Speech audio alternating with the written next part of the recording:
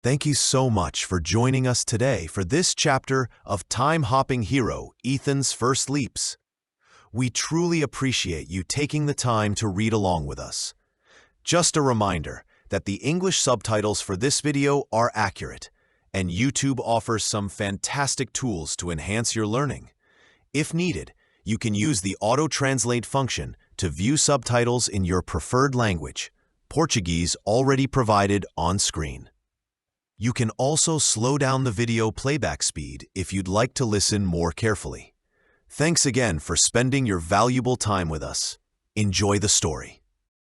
Time-hopping hero, Ethan's First Leaps, copyright 2025, Chunking to Fluency, Chapter 1, The Movie and the Pawn Shop.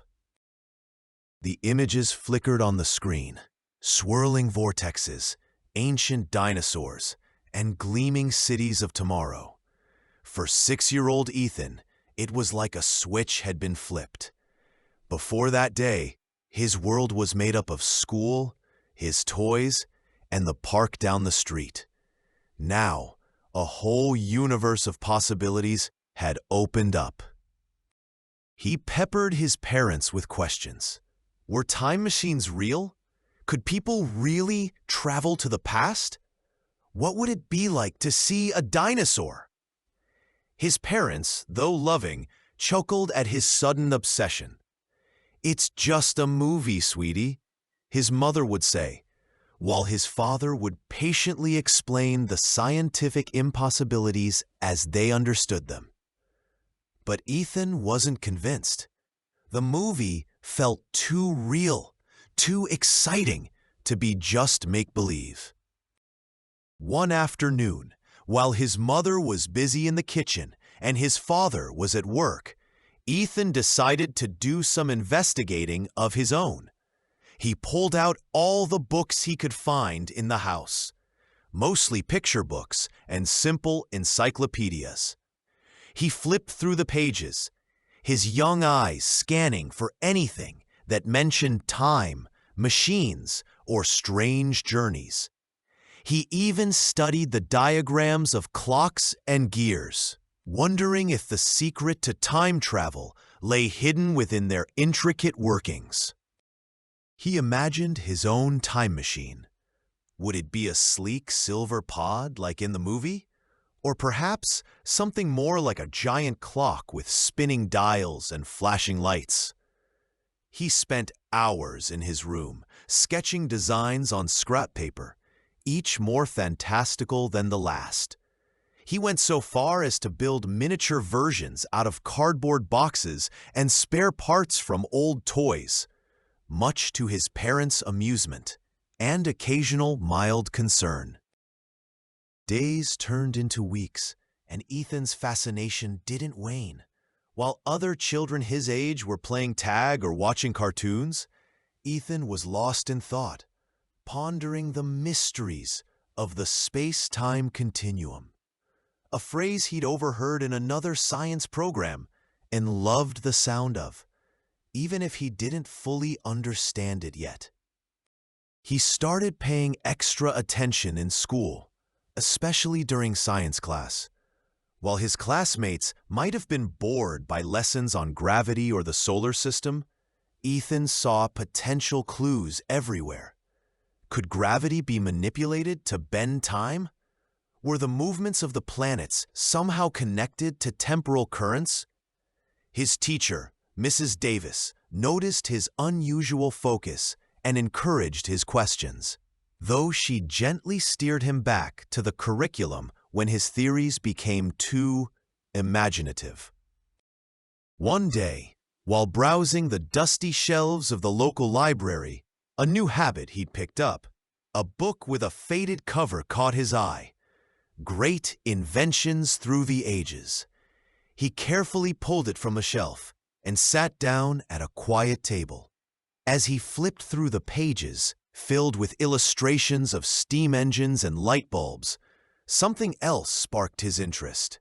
Diagrams of early theoretical time travel devices, dismissed by the book as mere fantasy.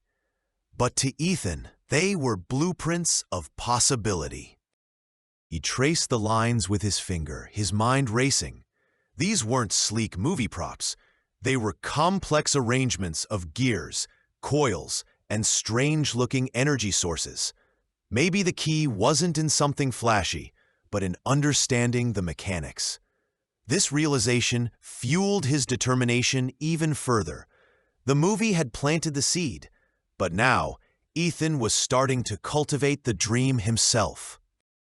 Ethan's newfound passion, however, wasn't always met with understanding by his peers. During recess, while the other boys were kicking a soccer ball around, Ethan would often try to share his latest theories about strange things like temporal displacement. "Imagine," he'd say, his eyes wide with excitement, "if we could go back and see the dinosaurs, or maybe even visit the future." Their reactions were usually less than enthusiastic. "Dinosaurs are boring," one boy, a freckled redhead named Billy, would scoff. "And the future? That's just robots and stuff. Let's play soccer." Others would giggle and nudge each other. "Ethan thinks he's a time traveler," another would jeer. Sometimes they would even mimic him, making whooshing sounds and pretending to disappear and reappear clumsily. These reactions stung. Ethan couldn't understand why they didn't see the wonder in it all. It made him feel different, a bit isolated. He started keeping his thoughts about time travel more to himself, retreating into his own world of books and sketches. The initial excitement of discovery began to be tinged with a quiet loneliness. However, the seed had been planted. Despite the teasing, the idea of time travel continued to grow in his mind, a secret and precious obsession.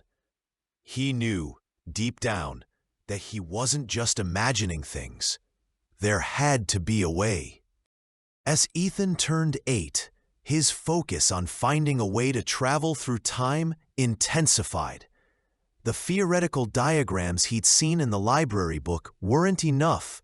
He needed something real, something tangible.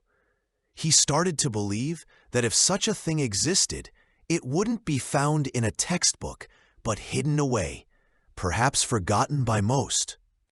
One afternoon, while at the local park, a place he still frequented, though now more for quiet contemplation under the shade of the large oak tree than for boisterous games, he overheard a conversation between two older boys. They were whispering secrets, their heads close together.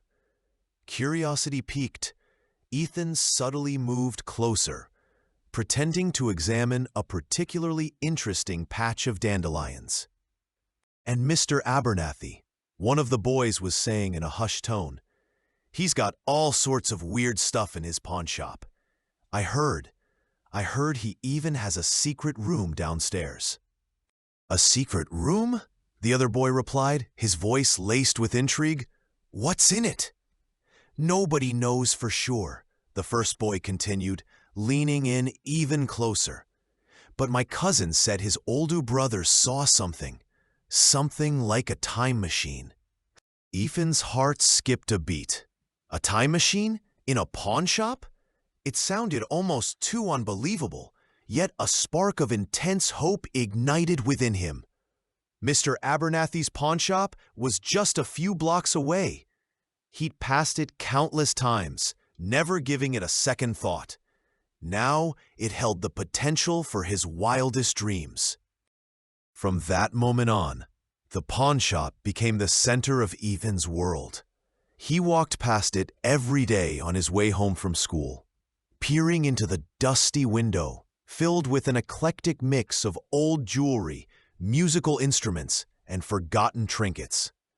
He tried to imagine what secrets might lie hidden within those walls, especially in that rumored secret room. He knew he had to go inside. But what would he say? He was just a little boy.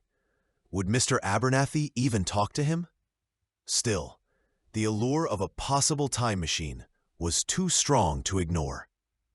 Taking a deep breath one afternoon, Ethan pushed open the creaky door of the pawn shop. A bell jingled overhead, announcing his arrival. The air inside was thick with the scent of old wood and something vaguely metallic. Mr. Abernathy, a tall, thin man with a neatly trimmed gray beard and spectacles perched on his nose, was behind the counter, polishing a tarnished silver locket. Ethan felt a bit intimidated, but he gathered his courage.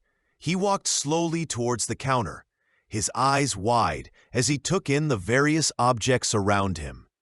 There was a display case filled with old coins, a rack of dusty guitars, and even a suit of medieval armor standing silently in a corner. Mr. Abernathy looked up, his eyes twinkling behind his spectacles. "Well now, young man," he said, his voice surprisingly gentle. "What can I do for you today?" Ethan clutched the few coins he had in his pocket. I was just looking," he mumbled, suddenly feeling shy. "Looking is the first step to finding," Mr. Abernathy replied with a small smile. "Take your time." Ethan spent the next few minutes wandering around, trying to appear casual while his mind raced. How could he bring up the topic of time machines? It felt too outlandish to just ask. He paused in front of a display of old photographs, faded images of people from a bygone era. He wondered about their lives, their stories. Had any of them ever dreamed of the future, just as he dreamed of the past? The thought made him feel a strange connection to these unknown people. He then moved over to a shelf filled with old books. He ran his fingers along their spines, the textures rough and comforting. One book, bound in worn leather, seemed to hum with a silent energy. He carefully pulled it out. The title was barely legible: Celestial Mechanics and Temporal Anomalies. Temporal, that was a word he recognized. Could this be it? Just as he was about to open it, Mr. Abernathy cleared his throat gently. "Find something interesting, young man?" Ethan, a little startled, held up the book. "This one. What's it about?" Mr. Abernathy peered over his spectacles. A faint smile touched his lips. "That's a very old book. Not many young lads are interested in that sort of thing." He paused. "It touches on some unusual theories." This was Ethan's chance. He took a deep breath. Do you have any books or machines about time travel?" He held his breath, waiting for the inevitable chuckle or dismissal. Instead, Mr. Abernathy's gaze softened. He looked at Ethan with a curious intensity. "Time travel, you say? That's a very specific interest for someone your age." He leaned slightly over the counter, his voice dropping a little. "Tell me, son, what makes you so interested in time travel?" Ethan hesitated for a moment, surprised by the lack of mockery in Mr. Abernathy's voice. He clutched the old book a little tighter. "I saw a movie," he began, his voice a little shaky, "about going to the past and the future. It looked amazing, and I just started wondering if it could really happen." Mr. Abernathy nodded slowly, his gaze thoughtful. "Movies can spark the imagination, that's for sure. But sometimes, the most fascinating things aren't just in stories." He paused, looking around the quiet shop. "Sometimes, they're hidden in plain sight." He then did something unexpected. He leaned down slightly and looked directly at Ethan. "You know, young man, this old shop has seen a lot of things come and go. Things that people have forgotten, things they no longer understand the value of." A hint of a knowing smile played on his lips. "Sometimes, those forgotten things hold the greatest secrets." He straightened up and gestured vaguely towards the back of the shop. Now, was there anything else you were looking for today, Ethan? He seemed to know his name, even though Ethan hadn't told him. Ethan was taken aback. How did he know his name? And what did he mean by forgotten things and greatest secrets? His curiosity was now more intense than ever. No, sir, just looking, Ethan managed to say, his mind racing. He knew he had to come back. All right then, Mr. Abernathy said, his eyes still holding a hint of that knowing look. You know where to find me if you find something you need. Ethan nodded, a sense of excitement bubbling inside him. He carefully placed the book back on the shelf. Thank you, sir. He turned and walked out of the pawn shop, the bell jingling again as he left. The ordinary street outside seemed different now, charged with a sense of possibility. He had a feeling that his conversation with Mr. Abernathy was just the beginning of something extraordinary. The conversation with Mr. Abernathy replayed in Ethan's mind as he walked home. How did the pawn shop owner know his name? And what were those unusual theories in the old book? He couldn't shake the feeling that Mr. Abernathy knew more than he was letting on. The rumor about the secret room downstairs also gnawed at his curiosity. A secret room in a dusty old pawn shop.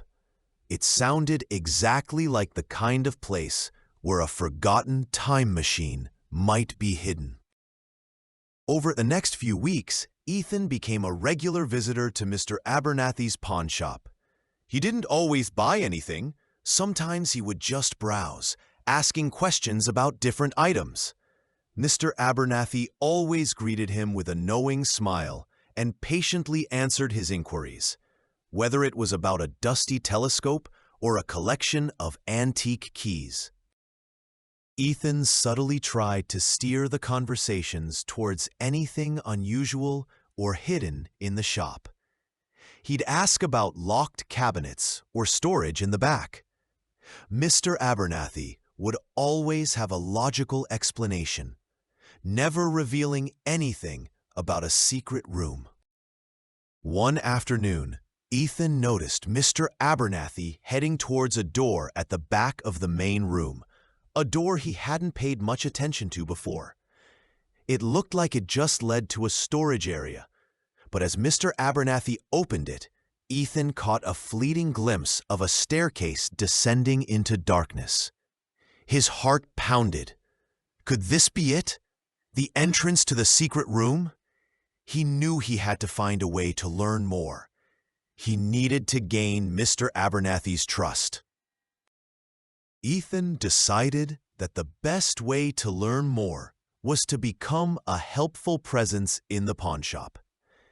He started offering to do small tasks, like dusting shelves or organizing some of the smaller items on display. "Mr. Abernathy," he'd say, "can I help you with anything?" At first, Mr. Abernathy seemed a little surprised by the offers, but he soon accepted. "Well, Ethan," he might say, "that shelf of old records could use a bit of tidying up, if you don't mind." As Ethan worked, he would subtly try to gather clues. He paid attention to where Mr. Abernathy went, what he did, and any unusual sounds or sights. He noticed that Mr. Abernathy went to the back room at least once a day, usually carrying a box or some tools. He also noticed that the floorboards near that back door creaked in a particular way. One afternoon, while dusting a display case filled with old scientific instruments, Ethan asked, "Mr. Abernathy, what's in the back room?" He tried to sound casual, as if it were just a passing question. Mr. Abernathy chuckled. "Oh, that's just storage, Ethan. Old bits and bobs that haven't found their way out here yet." He smiled kindly, but his eyes didn't quite meet Ethan's. Ethan sensed he wasn't getting the full truth, but he didn't press. He knew he had to be patient. Gaining Mr. Abernathy's trust would take time. Ethan paused, then cautiously gathered his courage. "Mr. Abernathy," he began, looking towards the back door, "that project you're working on, the unique one, is there anything I could maybe help with?" Mr. Abernathy looked surprised, pausing his work on an old telescope. He studied Ethan for a moment, his gaze thoughtful. "Help? Well now, that's a kind offer, Ethan, but it's rather complicated work. Lots of intricate pieces and, well, it requires a certain understanding." Ethan felt a slight pang of disappointment, but didn't give up. "I'm a quick learner," he said earnestly. "I like figuring things out, and I'm careful." Mr. Abernathy considered this, stroking his gray beard. A small smile returned to his lips. "That you are, Ethan, that you are." He sighed softly. "The truth is, this old project, well, it's been going on for a long time. Longer than you've been alive, that's for sure. And sometimes," he trailed off, a hint of weariness in his voice. Ethan sensed an opening. Is it hard to do by yourself?" he asked gently. Mr. Abernathy nodded slowly. "It is, Ethan, it is. These old bones aren't as spry as they used to be. And sometimes I wonder what will become of it all when I'm no longer around to tinker with it." He looked towards the back room with a wistful expression. Ethan felt a surge of sympathy for the old man. He also felt a renewed sense of curiosity about the mysterious project. Maybe I could help," he offered again, his voice a little more confident this time. "Even with the small things, I'm willing to learn." Mr. Abernathy looked at Ethan, a genuine warmth entering his eyes. "You know, Ethan," he said softly, "that's a very kind offer. Let me think about it. There are some things that need discretion. But perhaps there are ways you could lend a hand." He smiled a little. "Tell you what, tomorrow when you come by, maybe I'll have a small task for you in the back. How does that sound?" Ethan's heart leaped with excitement. "That sounds great, Mr. Abernathy. Thank you." The next day, Ethan arrived at the pawn shop with a sense of eager anticipation. Mr. Abernathy greeted him with a tired but kind smile. "Good to see you, Ethan," he said, his voice a little rougher than usual. "Ready for that small task in the back?" Ethan's heart quickened. "Yes, sir." Mr. Abernathy led the way to the back door and opened it, revealing the dimly lit staircase leading down. "Come on, then, but mind your step. It's a bit cluttered down there." As they descended, Ethan could make out the shapes of various tools, wires, and strange-looking metallic components scattered around a workbench. In the center of the room, partially obscured by a tarp, was something large and intricate. Suddenly, Mr. Abernathy stumbled slightly, catching himself on the railing. He let out a small gasp and pressed a hand to his chest. "You all right, Mr. Abernathy?" Ethan asked, his concern evident. Mr. Abernathy took a deep breath, his face a little pale. "Just a bit winded, Ethan. These old stairs aren't as forgiving as they used to be." He paused, then looked at Ethan, his eyes holding a new seriousness. "Truth be told, Ethan, I haven't been feeling quite myself lately." He gestured towards the covered object. This is my life's work, Ethan. Something I've poured my heart and soul into. But I'm getting on in years, and, well, I worry about it." He looked directly at Ethan, his gaze earnest. "You're a bright and trustworthy young man, Ethan. I've seen that, and I realize I might need some help. Someone I can trust to understand and to keep this secret safe." He paused, considering. "Ethan, would you be willing to help me with this project?" It's a time machine. Ethan's eyes widened, his jaw slightly dropping. A time machine? The very thing that had sparked his imagination after watching that movie. Here, hidden beneath a dusty pawnshop, was the real thing. A time machine? Ethan stammered, hardly believing his ears. Mr. Abernathy nodded, a faint smile gracing his lips. That's right, Ethan. Been working on it for years. And now? He gestured weakly. Now, I could use a capable pair of hands. Ethan didn't hesitate. I'll help, Mr. Abernathy. I'll do whatever you need. The excitement was palpable in his voice. And so began Ethan's apprenticeship in the secret world of temporal mechanics. Mr. Abernathy, with surprising energy despite his earlier moment of weakness, began to explain the intricate workings of the machine. He showed Ethan diagrams, explained the function of various components, glowing crystals, spinning gyroscopes, and conduits humming with a strange energy. Ethan was a quick study. His initial fascination with time travel now had a practical outlet. He eagerly absorbed Mr. Abernathy's explanations, his young mind surprisingly adept at grasping the complex concepts. He helped organize tools, clean delicate parts, and even began to assist with the assembly of smaller components under Mr. Abernathy's watchful eye. As they worked side by side, a strong bond grew between the old inventor and the curious young boy. Mr. Abernathy found a renewed sense of purpose in sharing his passion and knowledge, and he grew increasingly fond of Ethan's enthusiasm and genuine interest.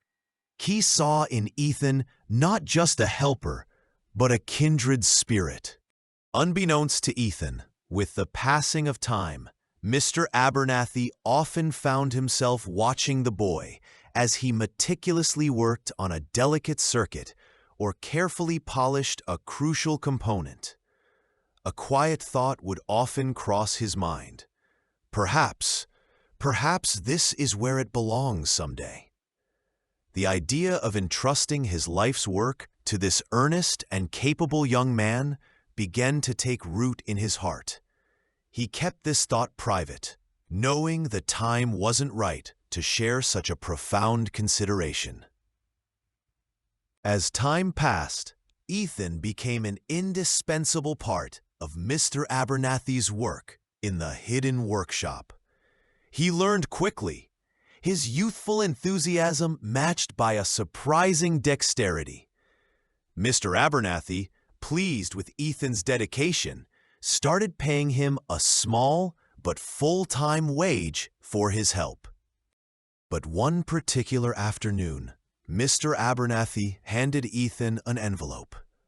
Inside were several bills, more money than Ethan had ever held at once. "For your hard work, Ethan," Mr. Abernathy said with a warm smile. "You've been a real help." Ethan was genuinely touched. He hadn't expected so much. As he carefully folded the bills and tucked them into his pocket, a new thought sparked in his mind. He looked at the intricate machinery of the time machine, still under construction, and a sense of longing stirred within him. Maybe, he thought one day, maybe I could even... The idea of one day using such an incredible invention, of experiencing the ability to journey through time, took root in his imagination. He knew that such a machine would cost a fortune, more money than he could possibly imagine right now. But the seed of traveling through time was planted. He started to think about saving for that distant day when perhaps, just perhaps, he could have one of his own. Ethan smiled to himself, a newfound determination hardening his gaze. He would start saving his pennies. Frases-chave de interesse para o capítulo 1. Chunk Phrases of Interest for Chapter 1. Número 1. Surgiu dentro. Number 1. Sparked within. Sparked within. This chunk refers to a feeling or idea that began suddenly. Example, Português. Uma centelha de esperança surgiu dentro dela. Example, English. A flicker of hope sparked within her. A flicker of hope sparked within her. Número 2. Criou raízes. Number 2. Took root. Took root. This chunk refers to an idea or feeling that began to develop or become established. Example, Português. A ideia de viajar pelo mundo criou raízes em sua mente. Example, English. The idea of traveling the world took root in his mind. The idea of traveling the world took root in his mind. Número 3. Zumbiam em sua cabeça. Number 3. Buzzed in his head. Buzzed in his head. This chunk refers to a lot of thoughts or feelings going through one's mind. Example, Português. Perguntas sobre o teste zumbiam em sua cabeça a noite toda. Example, English. Questions about the test buzzed in his head all night. Questions about the test buzzed in his head all night. Número 4. Uma porta que rangia. Number 4. A creaking door. A creaking door. This chunk refers to an old or unoiled door that makes a loud squeaking sound when opened or closed. Example, Português. Ele empurrou uma porta que rangia e olhou para a escuridão. Example, he pushed open a creaking door and peered into the darkness. He pushed open a creaking door and peered into the darkness. Número 5. Nos meus sonhos mais loucos. Number 5. In my wildest dreams. In my wildest dreams. This chunk refers to something that is extremely unlikely to happen, something beyond imagination. Example, Português. Nunca pensei que viajaria no tempo, nem nos meus sonhos mais loucos. Example, English. I never thought I'd travel through time in my wildest dreams. I never thought I'd travel through time in my wildest dreams. Número 6. Sem pensar duas vezes. Number 6. Without thinking twice. Without thinking twice. This chunk refers to an action taken immediately, spontaneously, or without hesitation or reconsideration. Example, Português. Ele aceitou a oferta de emprego sem pensar duas vezes. Example, English. He accepted the job offer without thinking twice. He accepted the job offer without thinking twice. Número 7. Meu coração disparou.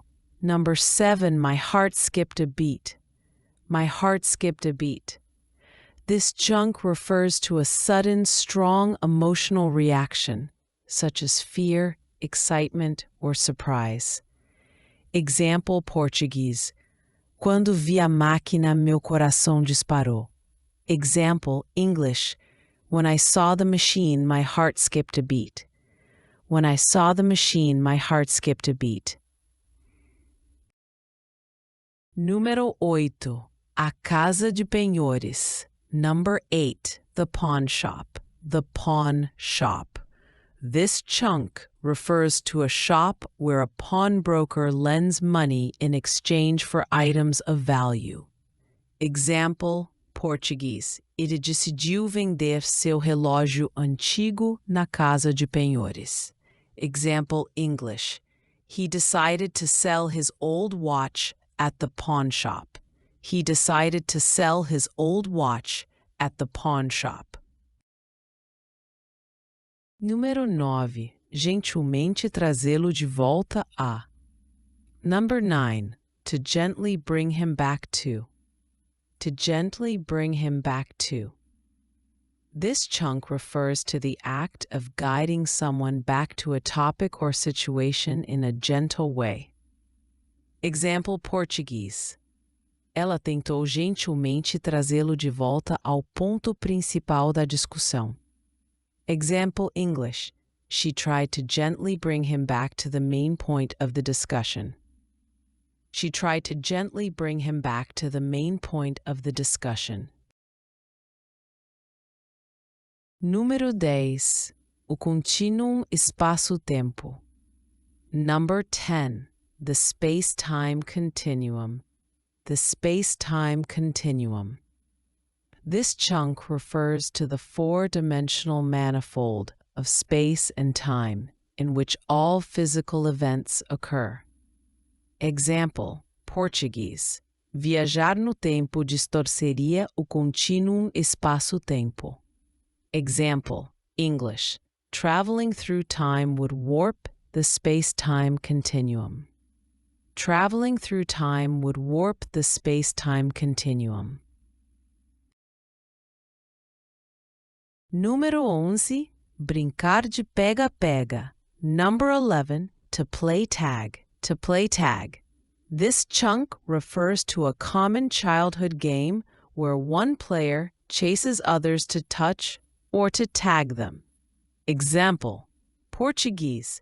As crianças adoravam brincar de pega-pega no parque. Example, English. The kids loved to play tag in the park. The kids loved to play tag in the park. Número 12. Salário em tempo integral. Number 12. A full-time wage. A full-time wage. This chunk refers to earnings for working a standard number of hours per week, usually 35 to 40. Example Português. Após a formatura, ele espera ganhar salário em tempo integral. Example English. After graduation, he hopes to earn a full-time wage.